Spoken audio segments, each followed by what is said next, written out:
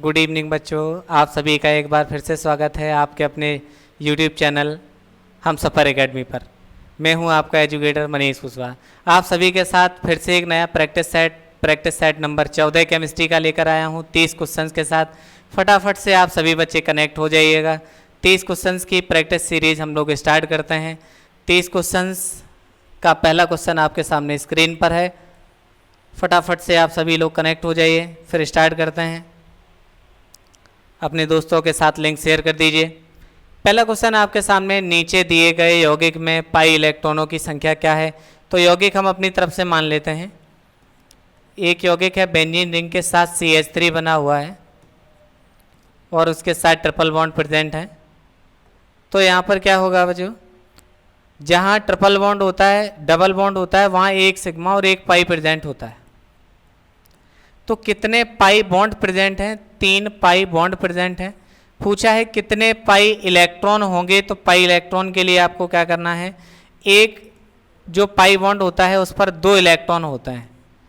ये जो double bond बनता है उसमें एक सिग्मा और एक पाई होता है, तो ये पाई बनता है एक एक्स्ट्रा दूसरे बॉन्ड से, और दूसरे बॉन्ड में कितना, एक बॉन्ड के बनने में 2 इलेक्ट्रॉन खर्च होते हैं। तो टोटल 3 दूना कितना हो गया, 6 पाई। तो 6 पाई इलेक्ट्रॉन्स जो हैं वो प्रेजेंट होंगे इस कंपाउंड में। इस कंपाउंड का नाम क्या है, मेटाजाइलिन। ठीक है बच्चों, एक जब बेंजीन की रिंग हो और उस बेंजीन की रिंग के साथ CH3 बना हो तो उसको कहते हैं टॉलुइन। ठीक है, और इसके साथ अगर 2 बार CH3 जुड़ा है तो उसका नाम हो जाता है जाइलिन। तो यहाँ क्या आंसर सही हो जाएगा, 6 पाई इलेक्ट्रॉन्स प्रेजेंट होंगे इस कंपाउंड के अंदर। नेक्स्ट क्वेश्चन की तरफ चल रहे हैं। क्वेश्चन है 0.01 कैपिटल MnAOH एक्वस का घोल है जिसका pH बताना है। बच्चों ये क्या है, NaOH। जब आप इसको डिसॉल्व करेंगे तो क्या आएंगे, सोडियम आयन आएंगे प्लस हाइड्रोक्सिल आयन आएंगे। यानी कि हाइड्रोक्सिल आयन के कारण pH नहीं पता चलेगा बच्चों, क्या पता चलेगा, POH। तो यहाँ से निकलेगा POH। हम जानते हैं 25 डिग्री सेल्सियस पर pH प्लस POH का योग कितना होता है, 14। तो इससे निकाल लिया जाए। क्या फॉर्मूला है, जिस तरीके से pH निकालने के लिए hydrogen ion concentration equal to 10⁻⁻ pH होता है, वैसे ही हाइड्रोक्सिल आयन कंसंट्रेशन निकालने के लिए 10⁻⁻ POH होता है। तो यहाँ देखिए ये क्या लिखा है, 0.01 यानी कि 10⁻²। तो हाइड्रोक्सिल आयन की कंसंट्रेशन हो गई 10⁻²। नीचे क्या है, हर समान है, दोनों का तुलना कर दीजिए। तो POH कितना आ गया बच्चों, 2। POH अगर 2 है तो pH और POH दोनों को जोड़ के अगर 14 होता है तो pH बराबर क्या हो जाएगा, 14 - POH। और POH की वैल्यू कितनी है, 2। तो 14 में से 2 घटा देंगे तो pH क्या आ जाएगा बच्चों, 12 आ जाएगा। और जिसका pH 7 से ज़्यादा होता है 14 के बीच में, वो क्या हो जाता है, क्षारीय। तो NaOH तो क्षारीय होता है, pH क्या होगा, pH आ जाएगा 12, क्योंकि दोनों को जोड़ के कितना हो जाता है, 14। नेक्स्ट क्वेश्चन है बच्चों, शून्य कोटि की अभिक्रिया की इकाई क्या है। तो शून्य कोटि अभिक्रिया के लिए क्या, हमने आपको कोई भी अगर आपको रिएक्शन दी है उसके लिए ऑर्डर ऑफ रिएक्शन पूछा जाए, अभिक्रिया की कोटि पूछी जाए, तो क्या होती है, जो भी आपको कंसंट्रेशन की टर्म दे रखे होते हैं उस पर प्रैक्टिकली उनको ऐड कर देते हैं।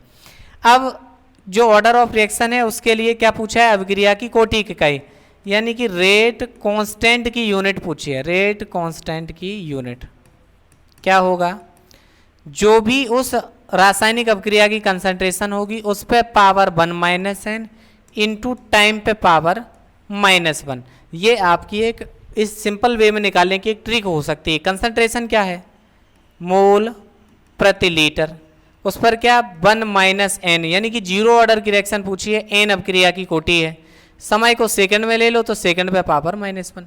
1 में से 0 माइनस करोगे 1 ही रहेगा। तो क्या बना, mole litre inverse second inverse, यानी कि मोल प्रति लीटर प्रति सेकंड। क्या बन जाएगा बच्चों, मोल प्रति लीटर प्रति सेकंड। ये किसके लिए हो गई, 0 ऑर्डर के लिए। ठीक है, प्रति सेकंड केवल समय है, ये बच्चों किसके लिए हो गई, फर्स्ट ऑर्डर के लिए। ठीक है, इस तरीके से हम लोग निकालेंगे। अब जब अगर पावर 2 हो जाएगी तो 1 माइनस, तो क्या लिखो, mole litre, mole inverse litre प्रति सेकंड, ये सेकंड ऑर्डर के लिए हो जाएगी। कब, जब मोल पे पावर -1 लगा हो तब की कंडीशन में। नेक्स्ट क्वेश्चन की तरफ मूव करते हैं। कह रहे हैं पिक्रिक एसिड है, सांद्र HNO3 की उपस्थिति में डॉट डॉट से बनता है। पिक्रिक एसिड किसकी उपस्थिति में बनता है? क्या लिया जाए? सांद्र HNO3। पिक्रिक एसिड का फॉर्मूला क्या है? बेंजीन की रिंग के साथ OH यानी कि फिनॉल, इस पर 2 4 6, ये नाइट्रोफिनॉल हो गया, इसी का नाम क्या है? Picric acid. डेरिवेटिव किसका है? आप समझ ही गए होंगे सर, यहाँ पे क्या लिखा जाएगा? बेंजीन की रिंग के ऊपर OH, यानी कि फिनॉल की जब कंसंट्रेटेड HNO3 के साथ रिएक्शन करा देते हैं तो क्या बनता है? पिक्रिक एसिड, यानी 2 4 6 ट्राई नाइट्रोफिनॉल। तो फिनॉल के साथ रिएक्शन कराते हैं जिससे क्या होता है? एक पिक्रिक एसिड बनता है। ये भी एक विस्फोटक होता है। जलीय माध्यम में निम्न में से किस आयन का रंग नारंगी होता है? तो जो बच्चों पोटेशियम डाइक्रोमेट होता है K2Cr2O7, यह है आपका नारंगी रंग का होता है।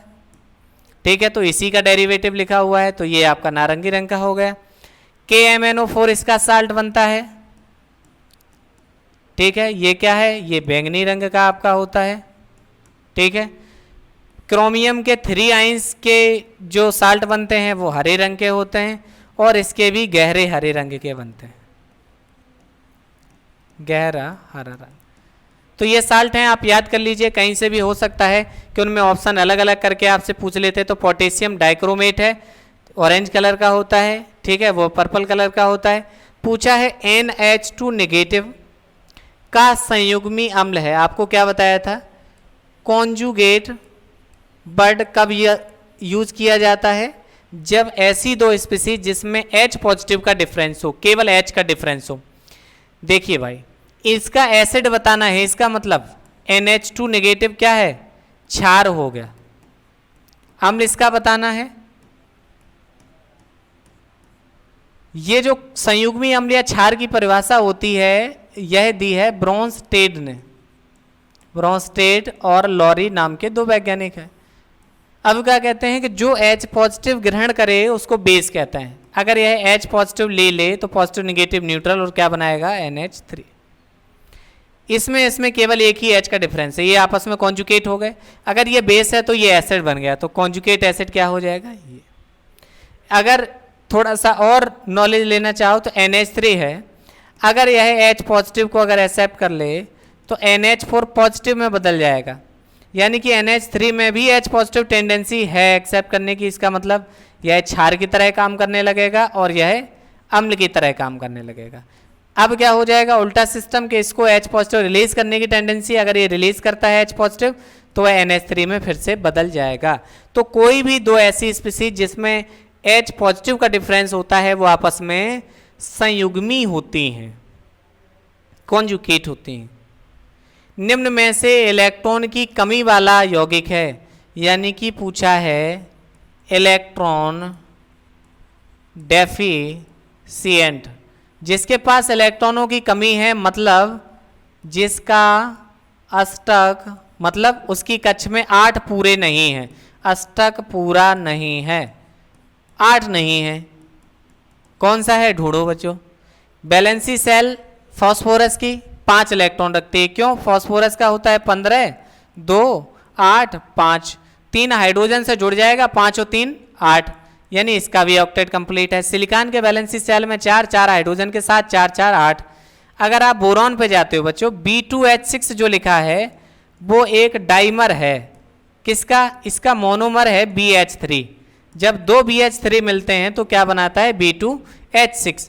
तो BH3 में क्या होता है? बोरान के 3 इलेक्ट्रॉन, 3 हाइड्रोजन के कितने हुए? केवल 6 इलेक्ट्रॉन। तो यही आपका इलेक्ट्रॉन डेफिशिएंट हो गया। B2H6 के फॉर्म में लिखा है तो देखो बच्चों कैसे बनेगा, 2 B बने होते हैं और 3 H हैं, तो इस तरीके से आपने 3 H लिख दिए और ऐसे ही दूसरे के साथ भी 3 H लिख दिए। अब क्या होगा? आपस में दोनों को जोड़ना है तो इनके बीच में होती है बच्चों ब्रिज बॉन्डिंग। क्या होती है? Bridge bonding. तो यह आपका B2H6 बन गया, इलेक्ट्रॉन डेफिशिएंट है। इलेक्ट्रॉन कितने दिख रहे हैं? 2 2 4 और 2 6 ही दिख रहे हैं। BH3 आपका इलेक्ट्रॉन डेफिशिएंट हुआ। किस अणु की ज्यामितीय त्रिकोणीय समतलीय होती है या सममित होती है? कौन सा ट्राइगोनल प्लेनर है? देखो ट्राइगोनल प्लेनर होने के लिए बच्चों, ट्राइगोनल प्लेनर होने के लिए sp2 हाइब्रिडाइजेशन होना चाहिए। कैसे निकालते हैं?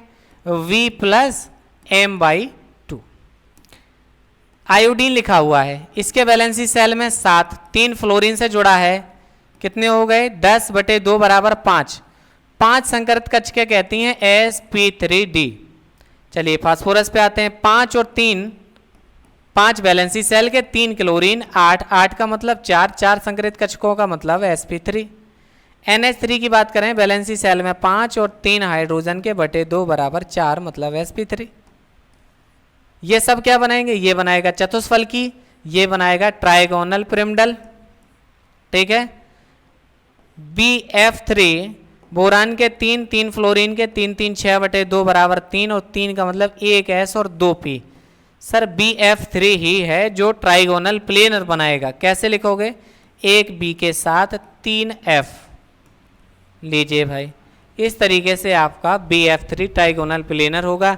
sp2 हाइब्रिडाइज है, सभी बॉन्ड एंगल जो हैं 120 अंश का कोण बनाएंगे। अगला है n = 3, l = 2, m = +2 वाली क्वांटम संख्या के लिए कितने कक्षक संभव हैं? लिखिए जरा। अगर n = 3 लिखा है 3 लिख दीजिए। d का अगर 2 लिखा है तो इसका मतलब d है, d कक्षक के लिए 2 लिखते हैं। अच्छा बनाओ भाई, अगर d लिखा हुआ है तो 1 2 3 4 5 कक्षक होंगे। -2 से लेके 0 सहित +2 तक चलता है। अब +2 लिखा हुआ है, +2 कब जाएगा? 1 2 3 4 5, यानी कि 3d5 इस तरीके से लिखा हुआ। यह अगर 10वां होता 3d10। एक और बना दें बच्चों, 1 2 3 4 5 6 7 8 9 10, तब भी 2 आता। यानी कि पॉसिबिलिटी है इस कॉन्फ़िगरेशन के लिए 3d5 और 3d10 हो सकता है। n = 3, l = 2, m = +2 पे। अब इन्होंने पूछा है कितने कक्षक संभव हैं, तो जिस पर +2 लिखा है वो केवल एक ही ऑर्बिटल है, अधिकतम इलेक्ट्रॉन 2 हो सकते हैं। कक्षक कितने संभव हैं? कक्षक केवल बच्चों 2 संभव हैं, जिनमें इलेक्ट्रॉन 5वां या 10वां आएगा। तो ये जो वैल्यू दी है, क्वांटम नंबर्स दे रखे हैं, उसके लिए केवल एक ही कक्षक बनेगा। अगला लिखा हुआ है, बड़ा क्वेश्चन है, पढ़ो भाई। O double negative, F negative, Na positive, aluminium 3 positive. ये पढ़कर एक चीज़ क्लियर होती है कि इसके पास 8 इलेक्ट्रॉन, 2 लेने के बाद 10 इलेक्ट्रॉन, 9 वाला 1 इलेक्ट्रॉन लेने के बाद 10 इलेक्ट्रॉन, 11 वाला 1 इलेक्ट्रॉन देने के बाद 10 इलेक्ट्रॉन, 13 वाला 3 इलेक्ट्रॉन देने के बाद 10 इलेक्ट्रॉन। यानी कि ये सभी स्पीसीज आपकी आइसो इलेक्ट्रॉनिक हो गई, यानी कि जिसके पास सभी के पास इलेक्ट्रॉनों की संख्या समान है, में सम इलेक्ट्रॉनिक हैं। इनकी आयनिक त्रिज्याएं क्या प्रदर्शित करती हैं? देखो बच्चों, हमने उस दिन भी बताया था कि जितना ज़्यादा प्लस का चार्ज होगा वो उतना ही ज़्यादा छोटा हो जाएगा। अगर एल्यूमिनियम 3+ की बात करें तो इससे बड़ा आपका Na पॉजिटिव होगा। जितना नाभिकीय आवेश बढ़ता जाएगा त्रिज्या उतनी ही छोटी होती जाएगी। अब आते हैं नेगेटिव पे। तो अगर नेगेटिव वाली अगर कोई भी स्पीसीज दे रखी है तो प्लस वाले में और नेगेटिव वाले में, नेगेटिव वाले की साइज ज़्यादा होगी सम इलेक्ट्रॉनिक के स्पीसीज में, और जितने ज़्यादा माइनस होंगे उतनी ही ज़्यादा होगी। इसका मतलब सबसे बड़ा जो है इधर से इधर क्या होगा? घटेगी और आगे की तरफ बढ़ेगी अगर उल्टा चिन्ह लगा दें। ऑप्शंस पढ़ते हैं। इन्होंने कहा O2 यानी O डबल नेगेटिव से F नेगेटिव तक घटती है, O डबल नेगेटिव से F नेगेटिव तक घटती है। हाँ, यहाँ से यहाँ तक घटती हुई दिख रही है। तथा Na पॉजिटिव से एल्यूमिनियम 3 पॉजिटिव तक बढ़ती है। नहीं, यहाँ भी घट रही है, यानी कि पहला ऑप्शन गलत हो गया। O डबल नेगेटिव से एल्यूमिनियम 3+ तक सूक्ष्म वृद्धि होती है। क्या यहाँ से यहाँ तक सब बढ़ते चले जा रहे? नहीं भाई, यहाँ से यहाँ तक घटते हुए चली जा रहे हैं। तीसरा ऑप्शन है O2- से एल्यूमिनियम 3+ तक सूक्ष्म कमी होती है। यहाँ से यहाँ तक हाँ घटते चले जाते हैं, कमी होती चली जाती है। सही बात है। एक लास्ट ऑप्शन और पढ़ लेते हैं क्लैरिफिकेशन के लिए। O डबल नेगेटिव से F नेगेटिव तक बढ़ती है। नहीं, यहाँ तो घट रही हैं। पहला ही स्टेटमेंट इनकरेक्ट हो गया। तो यहाँ पे क्या करेक्ट हो जाएगा सी ऑप्शन। कंसेप्ट क्या लगेगा बच्चों, जब भी आइसोइलेक्ट्रॉनिक स्पीसीज दे रखी हूँ, जितना ज़्यादा माइनस का होगा उतना साइज बड़ा। इन सबके पास 10 इलेक्ट्रॉन है, अगर 7 और 3 10 कर दें तो इससे भी बड़ा नाइट्रोजन का हो जाएगा और इससे भी बड़ा सी पे 4 माइनस 6 और 4 10 वाला हो जाएगा। तो इस तरीके से आपको साइज देखकर चलना है, कहीं से भी आप स्टेटमेंट कितना भी बड़ा बना के दे दे तब भी आप इसको सॉल्व कर सकते हैं। एक मोलल विलयन, मोलल विलयन क्या होता है डेफिनेशन लिख लेते हैं जिससे आपका यह पॉइंट क्लियर हो जाएगा। मोललता बराबर होता है विलेय पदार्थ का भार, विलेय पदार्थ का भार या द्रव्यमान बटे विलायक का द्रव्यमान या भार लिखिए किसके अंदर, केजी के अंदर। ठीक है, विलेय पदार्थ के भार में आप ऐसे लिख सकते हैं, विलेय पदार्थ का भार न लिख के विलेय पदार्थ के मोल लिख दीजिए। ठीक है, यानी तब भार बटे अणुभार हो जाएगा। चलते हैं, एक मोलल विलयन यानी इस मोलरता की जगह क्या बना दो, एक। आगे बढ़ते हैं, जिसमें विलेय पदार्थ के 0.5 मोल हैं, यानी ऊपर की जगह कितना कर दिया 0.5, तब बोला होता है, तब इसमें क्या होगा, ये नीचे जो दे रखे हैं तो यहाँ आपको क्या लेना है, केजी में लेना है, यहाँ पे 1 केजी लेना है। लेकिन यहाँ आंसर सभी किस में दे रखे हैं, देखिए यहाँ एम लिखा हुआ है यानी एमएल में है ये दोनों, तो एमएल वाले तो ऑप्शन नहीं है, क्या चीज़ होगी, ग्राम वाले होंगे। अब समझो यहाँ पर इन्होंने ग्राम दे रखा है, इसी को हम लोग क्या लिख सकते हैं, एक बन जाए, इसकी संख्या क्या बन जाए, एक मोलल बन जाए। अगर यहाँ एक रखोगे, एक का भाग लगाओगे तो 0.5 ही हुआ, एक के बराबर तो नहीं होगा। इसका मतलब 0.5 बटे, अगर यहाँ पर ये जो केजी में लिखा है अगर ये आधा केजी लिखा जाए तो ये क्या हो जाएगा, 0.5 से जाके 1 हो जाएगा। इसका मतलब 1/kg को आप क्या लिख दोगे, 500 ग्राम विलायक। बात समझ में आई, इसकी जगह पे क्या लिख दोगे आप, 500 ग्राम। और यहाँ लिखना किस में है, किलोग्राम में, इसलिए 500 ग्राम ना लिख के 1/2 किलोग्राम लिख दिया, मतलब 0.5 कैंसिल होके क्या बना लेगा, 1। सीधा सा क्वेश्चन है, बात समझिए। एक मोलल विलयन के लिए पदार्थ के मोलों की संख्या भी 1 हो और द्रव्यमान भी 1 हो, लेकिन यहाँ इन्होंने 0.5 दे रखा है, इस वैल्यू को 1 बनाना है, इसका मतलब इसको भी आधा करना पड़ेगा, 1 को 0.5 करना पड़ेगा, जिससे दोनों कट के क्या आ जाएंगे, 1। तो आधे किलोग्राम विलायक हो अगर, तो क्या बन जाएगा, वो 1 मोलल बन जाएगा, अगर 0.5 मोल अगर प्रेजेंट है तो। एक कार्बनिक यौगिक में मिसप्रिंट है बच्चों, एक जो कार्बनिक यौगिक है उसमें 78% कार्बन बेट द्वारा होता है तथा शेष प्रतिशत हाइड्रोजन का है। देखो बच्चों, अगर कार्बन 78% है, कोई चीज़ अपने आप में 100% है, तो हाइड्रोजन का परसेंट कितना हो गया, 22%। इस यौगिक का मूलानुपाती सूत्र निकालिए। क्या करते हैं, इनका परमाणु भार लिख दो, इससे डिवाइड कर दो, इससे आप करेंगे 6.6 टाइम जाएगा, 12 6 72, 6 बचेंगे, 12 पंचे 60, 5 टाइम्स हो गया। इसको 1 से भाग लगाओगे 22 हो गया। इन दोनों में जो संख्या छोटी है उसी से भाग लगा दो, ये तो 1 आ जाएगा, 6 3 18 19 समथिंग 3 या कुछ आगे चला जाएगा, अप्रोक्स में लगभग 3 बार चला जाएगा। के लिए मूलानुपाती सूत्र के लिए सही विकल्प होगा C का अनुपात और H का अनुपात देखा जाए तो 1:3 होगा।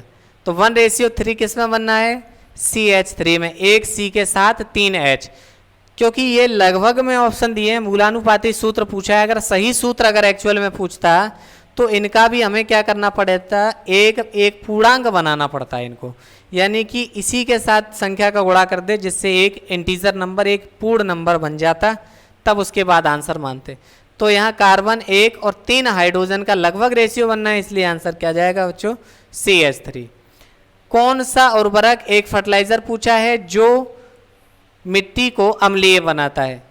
Sodium acetate. जैसे ही अगर जल अपघटित होगा तो यह क्या बना लेगा? सोडियम एसीटेट Na जल के साथ OH को मिला के OH बना लेगा, ये तो बेसिक हो जाएगा। सुपर फॉस्फेट ऑफ लाइम, तो सुपर फॉस्फेट ऑफ लाइम जो है वो कैल्शियम का साल्ट है, वो क्या बनाएगा आपका? कैल्शियम हाइड्रोक्साइड, यानी ये भी क्षारीय हो जाएगा। इसके साथ जो एसिड बनेगा वो वीक होगा, इसलिए एसिड नहीं बनाएगा। ये भी H3PO3 बनाएगा, ये भी वीक होगा। अमोनियम सल्फेट, ये बनाएगा अमोनियम हाइड्रोक्साइड। अब के बार बेस वीक हो गया, पहले एसिड वीक थे, प्लस इसके साथ सल्फेट का SO4 और जल से मिलके H2 बनाएगा तो H2SO4, यानी कि ये हाईली एसिडिक है। तो अमोनियम सल्फेट के मिलने से जिसमें ज़्यादा एसिडिक सॉल्यूशन बनेगा वही मिट्टी को ज़्यादा अम्लीय करेगा। तो 13 का आंसर क्या सही हो जाएगा? सी। मोलर प्रवाहकत्व यानी कि चालकता, चालकता किसको कहते हैं? इजीनेस फ्लो ऑफ करंट, विद्युत धारा के प्रवाह की सुगमता, जितनी आसानी से प्रवाहित हो सके उसको चालकता। लेकिन पूछा है इन्होंने मोलर चालकता, इसका मतलब प्रति मोल पूछी है, तो उसका क्या होता है? ऐसे लिखते हैं बच्चों, ohm inverse centimetre square mole inverse, ये आपकी यूनिट होती है। ओम इनवर्स को साइमन भी कहा जाता है, तो यहाँ पे ऑप्शन साइमन में ही दिया हुआ है, साइमन सेंटीमीटर स्क्वायर प्रति मोल इनवर्स, यह आपकी यूनिट हो जाएगी। मोलर कंडक्टेंस की बात करें तो फॉर्मूला कैसे होता है? मोलर कंडक्टेंस इक्वल टू होता है kappa into 1000 upon capital M। ये आपकी मोलरिटी हो गई, ये आपकी स्पेसिफिक कंडक्टेंस हो गई। तो इस तरीके से फॉर्मूला और ये आपकी यूनिट हो जाएंगी, दोनों चीज़ें क्लियर करिए।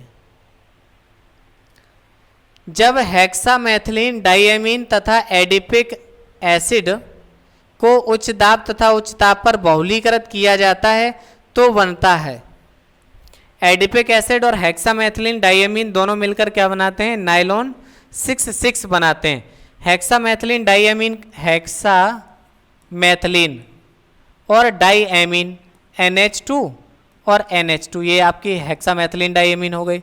दूसरा आपका एडिपिक एसिड है बच्चों, तो CH2 का 4 COOH और COOH, ये आपका एडिपिक एसिड होता है। दोनों जब आपस में मिलते हैं तो कैसे बनाते हैं? ध्यान दो जरा, यहाँ से क्या होता है? एक H जो है रिमूव हो जाती है। आगे बढ़ते हैं, CH2 का 6, फिर NH2, आगे चलते हैं, यहाँ पे क्या बचेगा? NH, इस तरीके से आगे C डबल बॉन्ड से क्या होगा? इसका एक H और इसका OH H2O बना के हट जाएगा, तो यहीं से शुरू हो जाएगा CO, CH2 का 4 C डबल बॉन्ड O और आगे फिर OH आगे चला जाएगा। अब देखो इसका नाम क्यों नाइलॉन 6,6 होता है? इस एमाइड ग्रुप के इस तरफ कितने कार्बन हैं? 6 कार्बन। इस एमाइड के तरफ कितने कार्बन हैं? इस NH के इस तरफ कितने कार्बन हैं भाई? एक इधर, 4 इधर, एक इधर, कितने कार्बन? 6 कार्बन। 6 कार्बन इधर इस NH के और 6 कार्बन NH के इस तरफ, 6,6 हो गया, इसलिए इसका नाम क्या पड़ता है? नाइलॉन 6,6। ठीक है, ये हेक्सामेथिलीन डाइमीन और ये आपका एडिपिक एसिड हो गया। किसका उदाहरण है? संगनन बहुलक का है। संगनन बहुलक क्या होता है? जब ये दोनों आपस में मिले तो हमने आपको क्या बताया? H2O हटता है। जब 2 या 2 से अधिक बड़े अणु आपस में मिलकर किसी छोटे अणु का निष्कासन करते हैं तो उस क्रिया को क्या कहते हैं? संगनन, बहुलीकरण।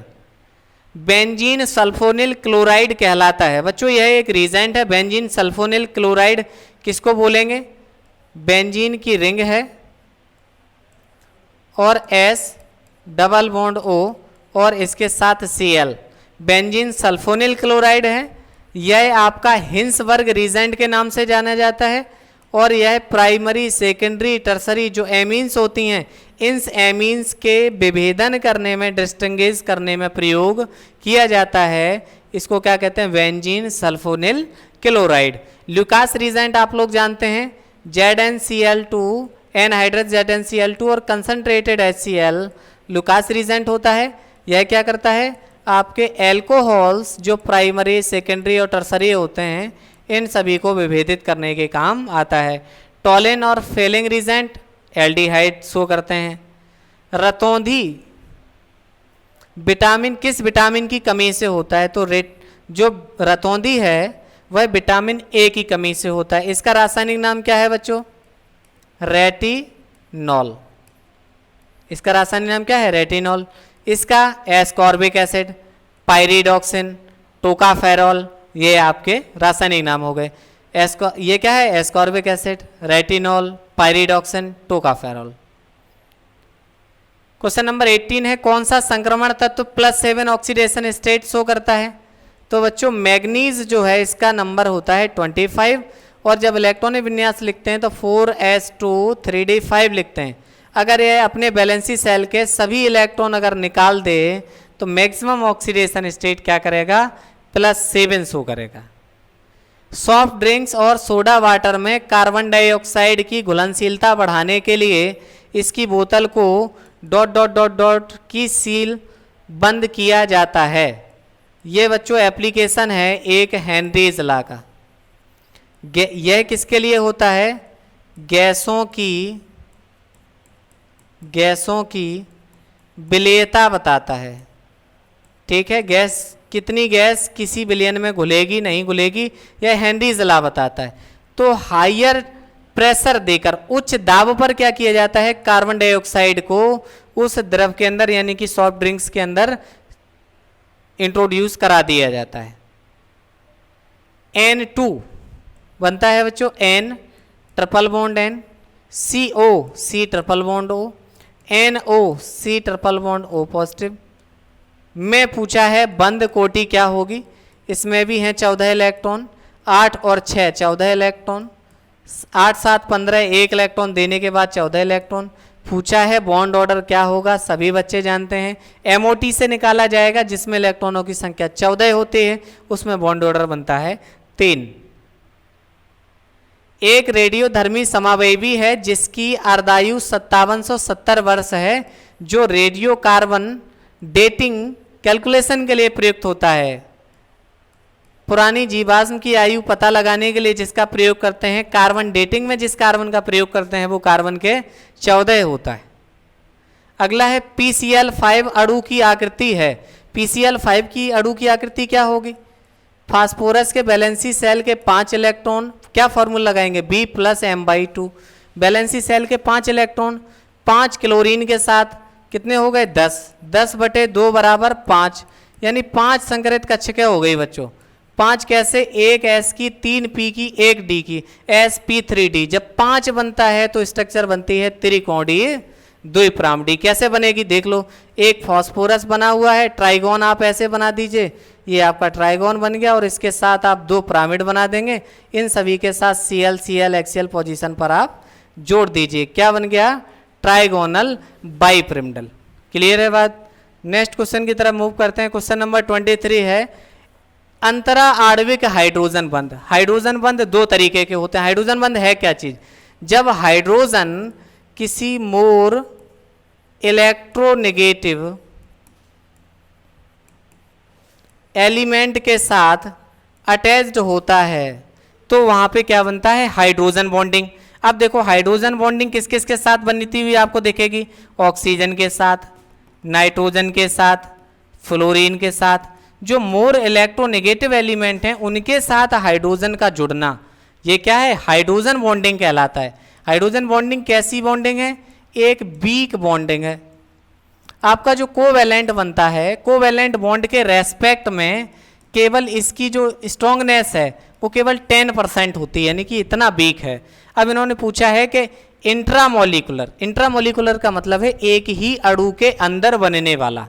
तो क्या एल्कोहल्स के बीच, नहीं, एल्कोहल्स के कई अणु आपस में मिलते हैं तब बनता है, जल के कई अणुओं के बीच में मिलता है, तो वहां पे अंतर अणुक ना कह के उसको अंतर अणुक यानी कि इंटरमोलिकुलर कहा जाता है। यहाँ पूछा है इंट्रामोलिकुलर, इंग्लिश में क्या कहेंगे, इंट्रामोलिकुलर हाइड्रोजन बॉन्डिंग। क्या है, पैरानाइट्रोफिनॉल। पैरानाइट्रोफिनॉल कैसे बनेगा, बेंजीन की रिंग के साथ आप यहाँ पर OH जोड़ दीजिए, पैरा पोजीशन पर NO2 जोड़ दीजिए। क्या यहाँ का हाइड्रोजन इसके साथ इंटरैक्ट हो पाएगा? नहीं, यानी पैरा नाइट्रोफिनॉल नहीं है।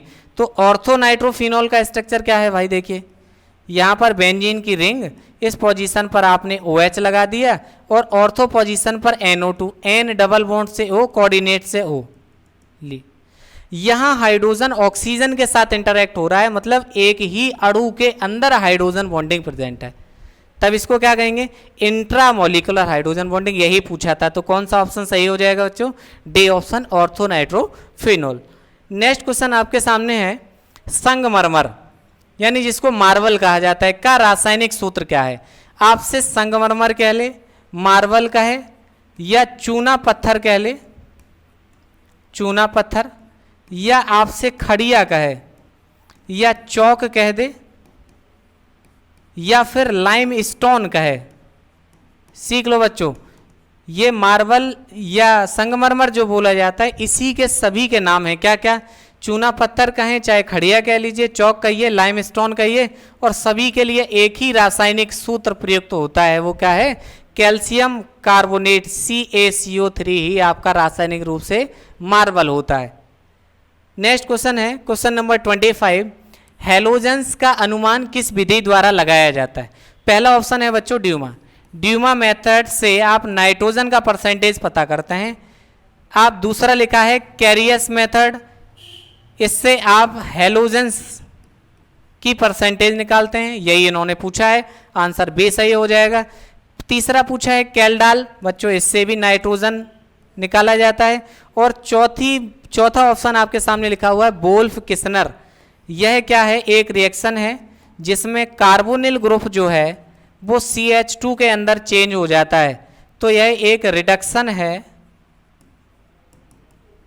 क्या है? एक रिडक्शन है, ना कि कोई एक ऐसा मेथड है जिससे हैलोजन पता चले। तो आंसर क्या सही हो जाएगा? कैरियस मेथड। नेक्स्ट क्वेश्चन है, आइसोप्रीन क्या है? आइसोप्रीन आप सभी जानते हैं एक मोनोमर है। किसका? जो प्राकृतिक रबर होती है वो इसी से बनती है। तो आइसोप्रीन है क्या? बेसिकली 2-मेथिल-1,3 ब्यूटाडाइन यही होता है बच्चों। क्या? 1 2 3 4 कार्बन प्रेजेंट हैं, दूसरे कार्बन पर CH3 है, तो यहाँ पे CH2 डबल बॉन्ड से CH और यहाँ CH, यानी कि अब नंबरिंग करेंगे तो 1 2 3 4। दूसरे पोजीशन पर CH3 जुड़ा है यानी कि 2-मेथिल हो गया। 1 और थर्ड पोजीशन पर ट्रिपल बॉन्ड है तो क्या हो जाएगा? डबल बॉन्ड है, ब्यूटा 4 कार्बन है, डाई इन यानी कि 2 बार डबल बॉन्ड प्रेजेंट है। क्या हो गया? 2-मेथिल-1,3 ब्यूटाडाइन। यही आपकी क्या है? आइसोप्रीन है, जो कि एक प्राकृतिक रबर का बहुलक है। क्वेश्चन नंबर 27 है, निम्नलिखित में वह जिसमें सड़ी मछली जैसी गंध आती है। तो बच्चों फास्फीन गैस PH3 है जिसमें सड़ी मछली जैसी गंध आती है। अगर अच्छा लास्ट ऑप्शन की बात करें आपके साथ, ओजोन है, सल्फर है, क्लोरीन है। तो इसमें क्या होता है? क्लोरीन में भी तीव्र गंध आती है, ओजोन की भी तीव्र और तीक्ष्ण गंध आती है। ठीक है, इसकी अपनी एक लाक्षणिक, इसकी अलग ही गंध आती है। ऐसा नहीं है इसमें सड़ी मछली जैसी आती। अगर इससे सिमिलर अगर पूछे कि मछली जैसी गंध आती है तो वहाँ एमीन्स हो सकते हैं। अगर ऑप्शन है तो एमीन्स में भी मछली जैसी आती है, लेकिन रोटेन फिश अगर आपसे पूछा है तो फॉस्फीन में सड़ी मछली जैसी आती है। इसमें क्या होता है? सल्फर में इसमें रोटेन एग जैसी आती है, यानी कि सड़े अंडे जैसी अगर पूछी जाए तो सल्फर में, सड़ी मछली जैसी तो फॉस्फीन में गंध आती है। ठीक है, नेक्स्ट क्वेश्चन है बच्चों, क्वेश्चन नंबर 28, निम्न में वह प्रोटीन जो एक फाइबर है, फाइबर का मतलब आप कह सकते हैं कि रेशा है। तो रेशम जो है वह आपका क्या है? एक प्रोटीनस फाइबर है। तो आंसर क्या सही हो जाएगा? बाकी का रेयन क्या है? एक कृत्रिम रेशा है। पॉलिएस्टर क्या है? रेशा है। कॉटन क्या है? यानी कि जिसको हम लोग क्या कहते हैं? कॉटन रुई। ठीक है, तो इन्होंने पूछा है कि प्रोटीन फाइबर है, तो रेशम जो है वह प्रोटीन फाइबर है।